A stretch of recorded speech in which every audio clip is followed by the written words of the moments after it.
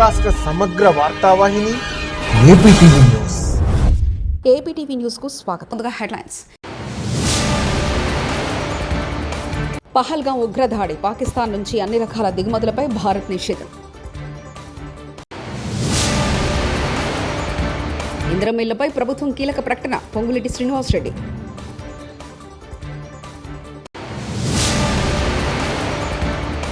$5,000 కోట్లు 2014-19 మధ్య అమరావతిలో ఏం నిర్మించారు?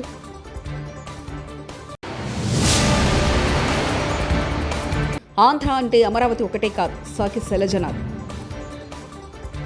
పహల్గాం ఉగ్రదాడి తర్వాత భారత్ పాకిస్తాన్ సంబంధాలు మరింత దిగజారాయి.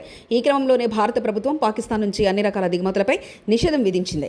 జాతీయ భద్రత, ప్రజా ప్రయోజనాల దృష్ట్యా ఈ నిర్ణయం తీసుకున్నట్లు వాణిజ్య మంత్రిత్వ శాఖ ఒక ప్రకటనలో తెలిపింది. ఈ నిషేధం వెంటనే అమల్లోకి వచ్చింది. రవాణాలో ఉన్న వస్తువులతో సహా పాకిస్తాన్ నుంచి వచ్చే లేదా ఆ దేశం నుంచి రవాణా అయ్యే అన్ని ఉత్పత్తులపై వర్తిస్తుంది. పేదోడి ఇంటి నిర్మాణానికి 5 లక్షలు ఇస్తున్న ఏకైక రాష్ట్రం తెలంగాణ అని మంత్రి పొంగులేటి శ్రీనివాసరెడ్డి తెలిపారు. ఏడాది 22,000 కోట్లతో 4.50 లక్షల ఇందిరమ్మ ఇళ్లను నిర్మిస్తామని ప్రకటించారు. పైలట్ గ్రామాల్లో ఇళ్ల నిర్మాణం చురుగ్గా జరుగుతుందని అన్నారు. మిగిలిన గ్రామాల్లో లబ్ధిదారుల ఎంపిక కొద్ది రోజుల్లోనే పూర్తి చేస్తామని మంత్రి పొంగులేటి శ్రీనివాసరెడ్డి వెల్లడించారు. పెంచలకోన పెనుసీల లక్ష్మీనరసింహస్వామి ఆదిలక్ష్మి అమ్మవార్లను ఇవాళ శనివారం రాష్ట్ర దేవాదాయ ధర్మాదాయ శాఖ మంత్రి ఆనం రామనారాయణ రెడ్డి ఎమ్మెల్యే కురుగొండ్ల రామకృష్ణ దర్శించుకున్నారు. పెనుసీల లక్ష్మీనరసింహస్వామి బ్రహ్మోత్సవాలపై సమీక్షా సమావేశం నిర్వహించారు. ఈ సమావేశంలో మంత్రి ఆనం రామనారాయణ రెడ్డి, కురుగొండ్ల రామకృష్ణ పాల్గొన్నారు. బ్రహ్మోత్సవాలలో తీసుకోవాల్సిన జాగ్రత్తలపై అధికారులతో మంత్రి ఆనం రామనారాయణ రెడ్డి ఆరా తీశారు. ఈ సందర్భంగా మంత్రి ఆనం రామనారాయణ రెడ్డి మీడియాతో మాట్లాడుతూ పెంచలకోన లక్ష్మీనరసింహస్వామి బ్రహ్మోత్సవాలకు వచ్చే భక్తులకు ఎలాంటి ఇబ్బందులు లేకుండా పటిష్ట చర్యలు తీసుకోవాలని అధికారులకు మంత్రి ఆనం ఆదేశాలు జారీ చేశారు. ఆంధ్రప్రదేశ్లో ఏపీ రేషన్ కార్డుదారులకు ప్రభుత్వం గుడ్ న్యూస్ చెప్పింది. కొత్త రేషన్ కార్డులను జారీ చేసేందుకు కసరత్తు చేపట్టిన సర్కార్ కార్డుల జారీగా ముందుగా రేషన్ కార్డుకు ఈకేవైసీ ప్రక్రియను మొదలుపెట్టింది. ఇందుకోసం ఓ గడువును కూడా విధించింది. ఏప్రిల్ 30 వరకు రేషన్ కార్డు ఈకేవైసీ చేసుకునేందుకు గడువు విధించింది సర్కార్. అయితే ఏప్రిల్ 30 తేదీ దాటినప్పటికీ కొందరు ఈకేవైసీ ప్రక్రియను పూర్తి చేయలేదు. పలు కారణాలతో ప్రజలు ఈకేవైసీని పూర్తి చేయలేకపోయారు. ఈ క్రమంలో ఇలాంటి వారి కోసం ప్రభుత్వం తీపి కబురు చెప్పింది. ముఖ్యమంత్రి చంద్రబాబు విధానాలతో ఏపీ తీవ్రంగా నష్టపోతుందన్నారు మాజీ మంత్రి అంబటి రాంబాబు. అమరావతి అంతా భ్రమరావతి అని ప్రజలు గమనిస్తున్నారని చెప్పుకొచ్చారు. 2014-19 మధ్య అమరావతిలో ఏం నిర్మించారు? ఇప్పుడు 3 ఏళ్లలో ఎలా పూర్తి చేస్తారని ప్రశ్నించారు. విభజన హామీలు అడగరు కానీ వరల్డ్ క్లాస్ క్యాపిటల్ నిర్మిస్తారా అంటూ మండిపడ్డారు. ఎకరాలను తీసుకుని అమరావతి నిర్మాణం చేస్తామని ఆ రోజు ప్రకటించారు. 5 సంవత్సరాల్లో చంద్రబాబు నాయుడు గారు అమరావతి నిర్మించడంలో శరవేగంగా ముందుకు కదిలామని చెప్పారు. అద్భుతమైన నగరాన్ని సృష్టిస్తున్నామని చెప్పారు. కానీ 5 సంవత్సరాల తరువాత అద్భుతమైన నగరం పత్రికల్లోనూ వీడియోలోనూ కనిపించింది కానీ అక్కడ మాత్రం కనిపించలేదు. It's a failure. 5 సంవత్సరాల్లో అమరావతి నిర్మాణంలో చంద్రబాబు నాయుడు గారు అట్టర్ ఫెయిల్యూర్ అయ్యారనేది జగమెరిగిన సత్యం. చంద్రబాబు నాయుడు గారు ఏం చెప్పారంటే ఈ 5 సంవత్సరాల్లో 48,000 కోట్ల రూపాయలు ఖర్చు పెడతానని చెప్పారు. 48,000 కోట్ల రూపాయలు ఖర్చు పెడతామని చెప్పారు. 41,170 కోట్లు టెండర్లు పిలిచారు.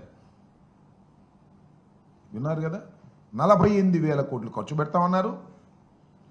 41,000 కోట్ల రూపాయలు పైచీలకు టెండర్లు పిలిచారు. ఖర్చు పెట్టింది ఎంత అంటే 5,587.28 కోట్ల రూపాయలు ఖర్చు పెట్టారు. చెప్పింది ఏంటి, చేసింది ఏంటి చూస్తే మనకు అర్థమవుతుంది. 5 సంవత్సరాల్లో అట్టర్ ఫెయిల్యూర్ అయ్యి అమరావతి అనేది ఒక భ్రమరావతిగా చిత్రీకరించి చిత్తుగా ఓడిపోయినటువంటి సందర్భాన్ని ఇక్కడ గుర్తు చేసుకోవాల్సినటువంటి అవసరం ఉన్నది. ఇక్కడ ఒక విషయాన్ని నేను చెప్పదలుచుకున్నాను. వైఎస్ఆర్ కాంగ్రెస్ పార్టీ ఏదో అమరావతికి వ్యతిరేకమని, వరల్డ్ క్లాస్ క్యాపిటల్ని నిర్మిస్తుంటే కడుపు మంటతో మేము మాట్లాడుతున్నామనేటువంటి మాట పలుమార్లు చెప్తున్నారు. ఇది వాస్తవం కాదని చెప్పదలుచుకున్నాను. ఆంధ్రప్రదేశ్ విడిపోయింది, గాయపడి విడిపోయింది. రాజధాని లేదు. రాజధాని నిర్మాణానికి కేంద్రం పహల్గాం ఉగ్రదాడి తర్వాత భారత్ పాకిస్తాన్ సంబంధాలు మరింత దిగజారాయి. ఈ క్రమంలోనే భారత ప్రభుత్వం పాకిస్తాన్ నుంచి అన్ని రకాల దిగుమతులపై నిషేధం విధించింది. జాతీయ భద్రత, ప్రయోజనాల దృష్ట్యా ఈ నిర్ణయం తీసుకున్నట్లు వాణిజ్య మంత్రిత్వ శాఖ ఒక ప్రకటనలో తెలిపింది. ఈ నిషేధం వెంటనే అమల్లోకి వచ్చింది. రవాణాలో ఉన్న వస్తువులతో సహా పాకిస్తాన్ నుంచి వచ్చే లేదా ఆ దేశం నుంచి రవాణా అయ్యే అన్ని ఉత్పత్తులపై వర్తిస్తుంది. పోలవరాన్ని దీన్ని గాడిలో పెట్టడానికి రీస్టార్ట్ కార్యక్రమం ఆ రోజు 10 ఏళ్ల కిందట స్టార్ట్. 2015లో ఇదే అమరావతికి చాలా హేళనగా మాట్లాడారు, ఏం చేశాడు అని. దాన్ని దృష్టిలో పెట్టుకొని 15లో, మరియు ఈరోజు 10 ఏళ్ల తర్వాత రీస్టార్ట్ 25. దాన్ని మరొక 3 నెలల్లో ఫైనల్ చేసే బాధ్యత కూడా మా మోడీ గారిదే. ఈ విషయాన్ని స్పష్టంగా చెప్పినాడు. ఎన్ని వేల కోట్లైనా మేము ఆంధ్రప్రదేశ్ను వికసిత ఆంధ్రప్రదేశ్గా, వికసిత భారత్లో భాగంగా చంద్రబాబు నాయుడు గారి యొక్క ఆధ్వర్యంలో మాత్రమే ఈ ఆంధ్రప్రదేశ్ బాగుపడుతుంది. గతంలో ఆయన గుజరాత్ సీఎంగా ఉన్నప్పుడు ఉమ్మడి ఆంధ్రప్రదేశ్కు ముఖ్యమంత్రిగా ఉన్న చంద్రబాబు నాయుడును గమనించిన తర్వాత ఏ విధంగా చేయాలా అనేది ఆయన నేర్చుకున్న తర్వాత ఇతను మాత్రమే చేయగలడు అని చెప్పిన తర్వాత, అందులో ఇక్కడ ఎన్డీఏ కూటమి, జనసేన తోడు పవన్ కళ్యాణ్ గారు ఉన్నారు, మేమున్నాం బీజేపీ తరఫున, ఎంపీలము ఎమ్మెల్యేలము, పార్టీ బలపడుతుంది. ఇక్కడ వికసిత కమలం కాబోతుంది. ఇక్కడ స్థానిక ఎన్నికలు రాబోతున్నాయి. నిన్న 58,000 కోట్లతో, అందులో 49,000 కోట్లు ఓన్లీ అమరావతి, 9,000 కోట్లు వివిధ పథకాలు, 72 స్కీములు వరుసపెట్టి చదివినాడు. అదే కాకుండా పోలవరం రైతులకు ఉపయోగం, రాష్ట్రానికి ఉపయోగం. ఒకవైపు రైతులను, ఒకవైపు యువత, ఒకవైపు నారీ శక్తి. అమరావతి క్వాంటమ్ వ్యాలీ దేశానికి గర్వకారణం. AP biodiversity board chairman Neelayapalem Vijay Kumar media సమావేశం. కాబట్టి పూర్తిగా అందరికీ అవగతం కాలేదేమో, ఈ క్వాంటమ్ కంప్యూటింగ్ అనేది ప్రపంచంలో అత్యంత అధునాతనమైన టెక్నాలజీ. ఈరోజు మనం వాడే కంప్యూటర్ల కంటే, మనం వాడే సిస్టమ్స్ కంటే 100 రెట్లు ఫాస్ట్గా పనిచేసేదే క్వాంటమ్ కంప్యూటింగ్ అనేది. సో ఈ క్వాంటమ్ కంప్యూటింగ్ ద్వారా మనం ఎంతంత పెద్ద డేటానైనా అత్యంత ఈజీగా సునాయాసంగా చేసేవచ్చు. ఇట్లాంటివి ఇప్పటిదాకా భారతదేశంలో లేనే లేదు. భారతదేశం ఏంటి, ఆసియా ఖండంలోనే లేనే లేదు. కేవలం యుఎస్, యూరోప్లో ఒక 5-6 ప్రదేశాల్లో మాత్రమే ఈ క్వాంటమ్ కంప్యూటింగ్ ఉంది. ఒక రకంగా కేవలం నాసా, గూగుల్ లాంటి వాటికే పరిమితమైన ఈ క్వాంటమ్ కంప్యూటింగ్ వితిన్ 7 months, 7 నెలల్లోనే ఆంధ్రప్రదేశ్ అమరావతిలో జనవరి 1 చంద్రబాబు నాయుడు ఎంత ధైర్యంతో తేదీ కూడా చెప్పేశాడు. కమలాపూర్ మండలం గుండేడు గ్రామంలో దేవాలయాల అభివృద్ధికి నా వంతు సాయంగా 10 లక్షల రూపాయల విరాళాన్ని ప్రకటించడం జరిగింది. ప్రజలందరికీ నా నమస్కారాలు తెలియజేస్తా ఉన్నాను. ఇవాళ గుండేడు గ్రామం నుంచి మొత్తము అన్ని కులాలకు సంబంధించిన పెద్ద మనుషులు, అన్ని పార్టీలకు సంబంధించిన నాయకులు అందరు కూడా ఇవాళ నా దగ్గరికి రావడం జరిగింది. నేను గుండేడు గ్రామ ప్రజలకి రేపు ఆ జాతర అనేది అద్భుతంగా టెంపుల్లో మీరు సెలబ్రేట్ చేసుకోండి. నేనే ఒక బాధ్యత కలిగా శాసనసభ్యునిగా, ఆ ఊరికి పెద్ద కొడుకుగా నేనే 10 లక్షల రూపాయలు ఆ గ్రామానికి విరాళం కూడా ఇస్తా అని చెప్పి సందర్భంగా. అయ్యో రైతన్న, అకాల వర్షానికి చేతికొచ్చిన పంట బురదపాలయ్యే. జయశంకర్ భూపాలపల్లి జిల్లా మహాదేవపూర్ మండలం ధాన్యం కొనుగోలు కేంద్రంలో కాంటాలు ఆలస్యం అవ్వడంతో అకాల వర్షానికి బురదపాలైన పంట.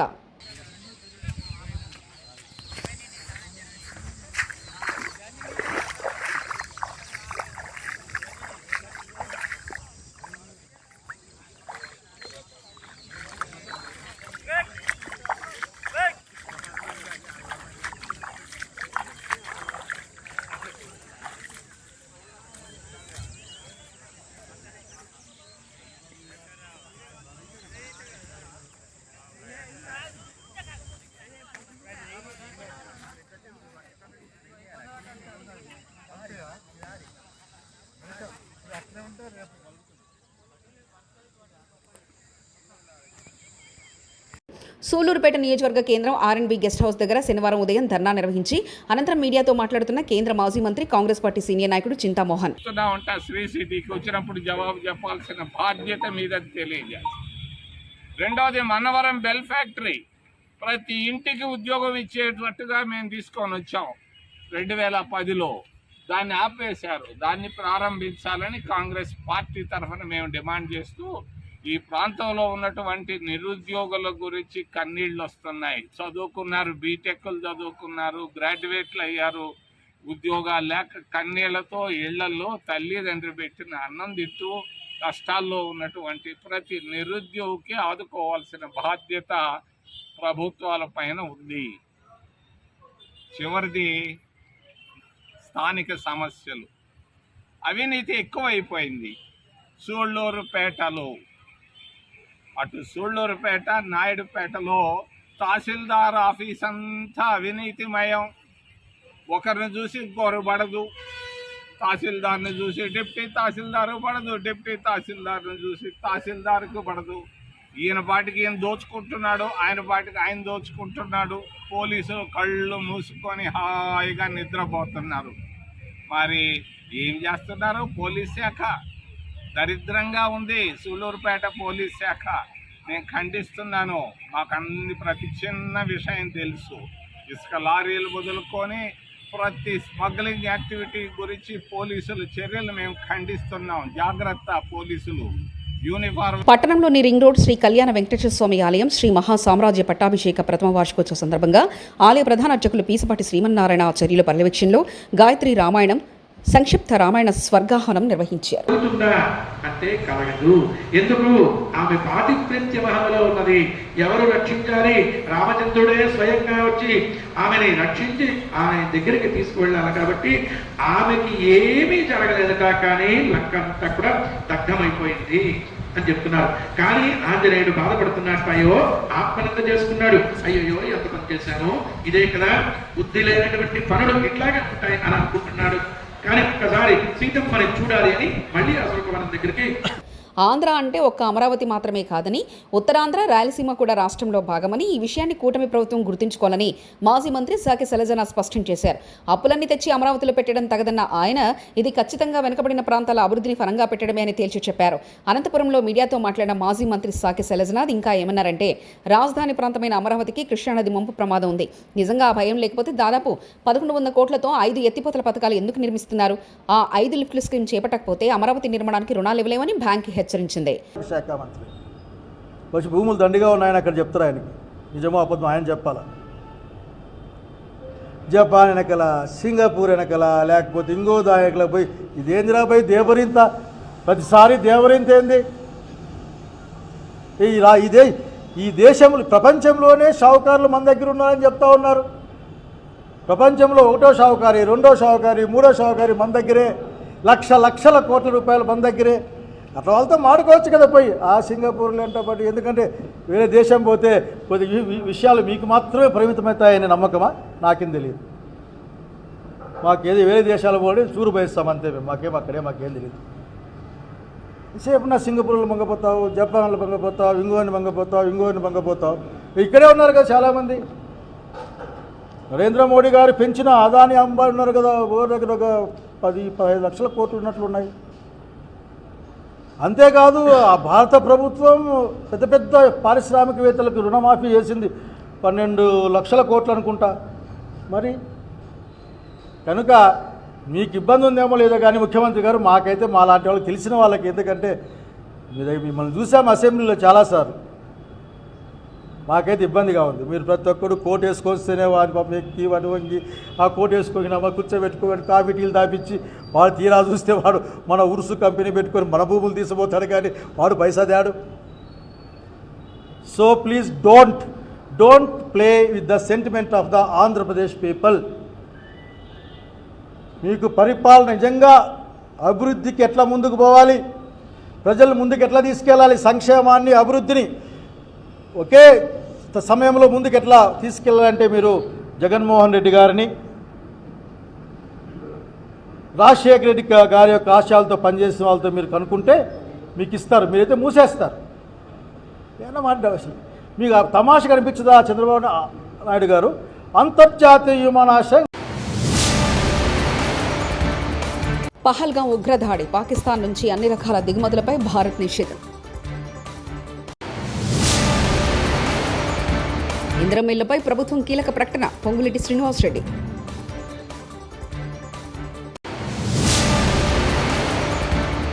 5,000 కోట్లు 2014-19 మధ్య అమరావతిలో ఏం నిర్మించారు?